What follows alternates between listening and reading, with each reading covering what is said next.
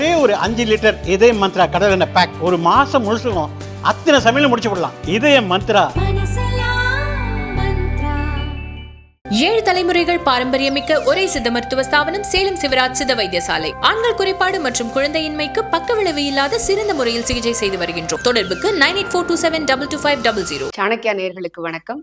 இன்னைக்கு நம்ம பார்க்க போறது பொரிச்ச குழம்பு.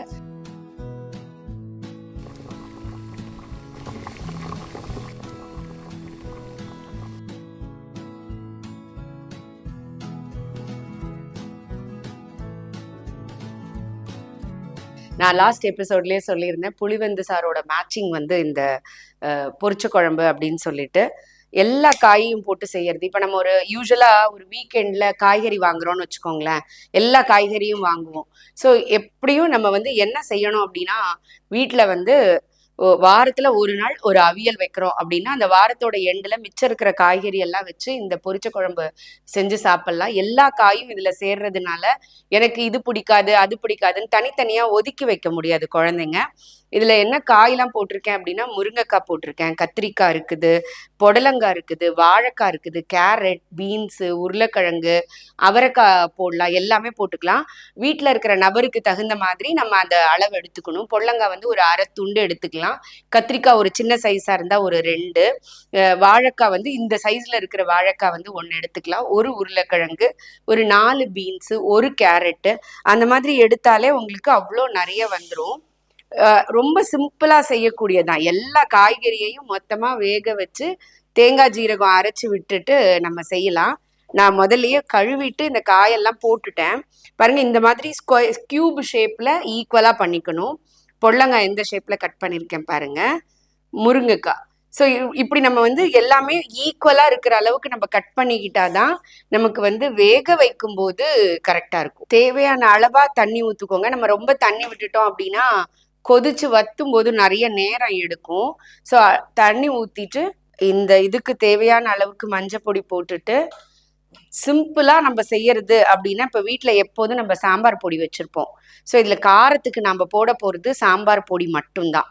இல்லை எனக்கு வந்து சாம்பார் பொடி வேணா கொஞ்சம் டிஃப்ரெண்டா இருக்கட்டும் அப்படின்னா வந்து மிளகு, ஜீரகம், தேங்காய் 3த்தையும் அரைச்சி ஊற்றணும். நம்ம இப்போ இதில் அரைச்சி ஊற்ற வேண்டிய பொருள் பார்த்தீங்கன்னா, நம்ம வந்து தேங்காவையும் ஜீரகத்தையும் அரைச்சி ஊற்றுவோம்.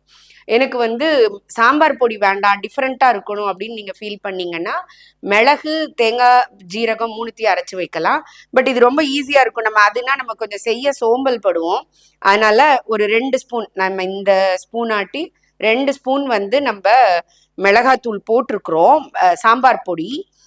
ஸோ இது எப்படி காரம் இருக்குங்கிறத பார்த்துட்டு கூட நம்ம லைட்டாக வேகும்போது திரும்பவும் ஆட் பண்ணிக்கலாம், ஒன்றும் தப்பு இல்லை. இப்படி கொஞ்சம் கலந்து விட்டுக்கலாம். இப்பயே உப்பு போட வேண்டாம்.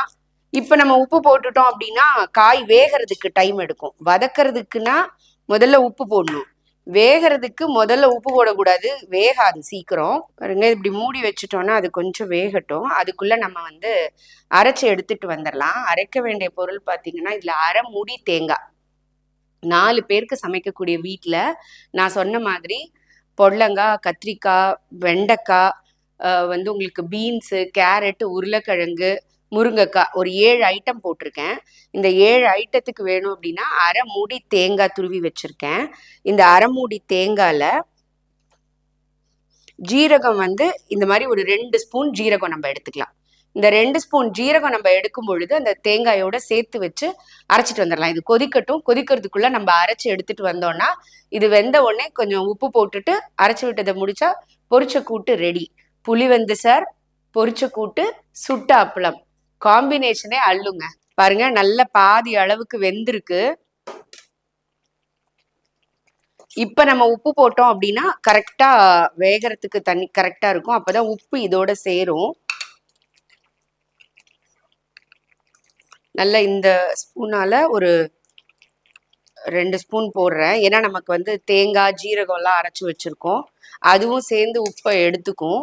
அதனால நல்ல உப்பு போட்டு ஒரு தடவை பெரட்டி விட்டுட்டு இன்னும் ஒரு 5 நிமிஷம் கொதிச்சுது அப்படின்னு வச்சுக்கோங்களேன். இது வந்து குழையக்கூடாது. அதனாலதான் நம்ம குக்கர்ல வைக்காம இந்த மாதிரி வச்சு வேக வைக்கிறோம்.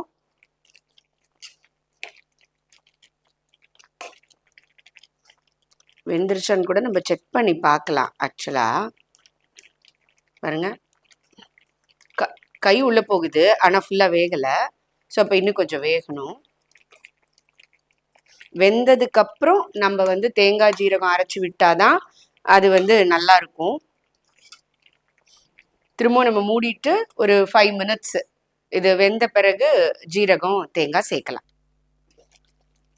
பாருங்க, சூப்பராக வெந்திருக்குது நம்மளோட பொரிச்ச குழம்போட காய். வேக வச்சிட்டு இருக்கிற காய் நல்லா பிளெண்ட் ஆகிருக்கு பாருங்க. காரம், மஞ்சள் பொடி எல்லாமே எல்லாத்தோடையும் நல்ல பிளெண்ட் ஆயிடுச்சு.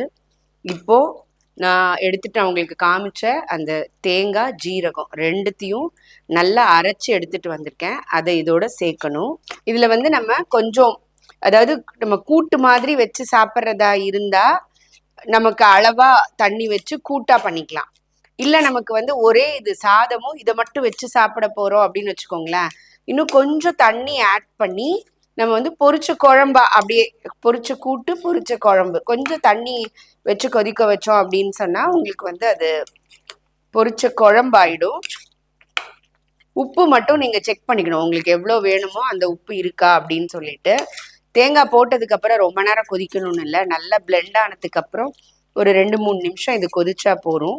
பாருங்க, நல்லா பிளெண்ட் ஆயிடுச்சு, போதும். இறக்கி வச்சுட்டு நம்ம தேங்காய் எண்ணெயில உளுத்தம்பருப்பு, கடுகு தாளிச்சு கருவேப்பிலை போட்டா குக்கிங் முடிஞ்சுது.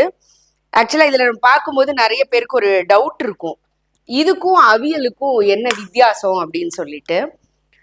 அவியல்ல நாம வந்து புளி சேர்ப்போம், தயிர் விடுவோம். இதுல அந்த ரெண்டும் கிடையாது. அதனால இதுல வந்து நம்ம புளி சேர்த்து செய்யற காய் எதுவும் இதுல போடக்கூடாது. இந்த அவியல், பொரிச்ச குழம்பு எல்லாத்துக்குமே நீங்க பாத்தீங்கன்னா தேங்காய் எண்ணெய் தான் ரொம்ப முக்கியம். தேங்காய் எண்ணெயில சமைக்கும் போது தான் அந்த ஃப்ளேவரை என்ஹான்ஸ் பண்ணி கொடுக்கும்.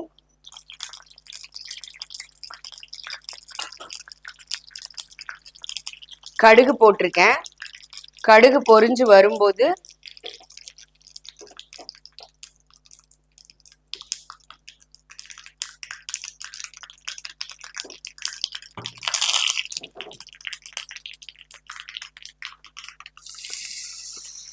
அவ்வளோதாங்க, நம்மளோட பொரிச்ச குழம்பு ரெடி ஆயிடுச்சு. புளிவெந்து சார், பொரிச்ச குழம்பு, சுட்ட அப்பளம், சூப்பர் காம்பினேஷன். இன்னும் புதுவிதமான ஆனால் ட்ரெடிஷ்னலாக இருக்கக்கூடிய டிஷ்ஷோட நெக்ஸ்ட் வீக் உங்களை வந்து பார்க்குறேன். அது வரைக்கும் நன்றி, வணக்கம்.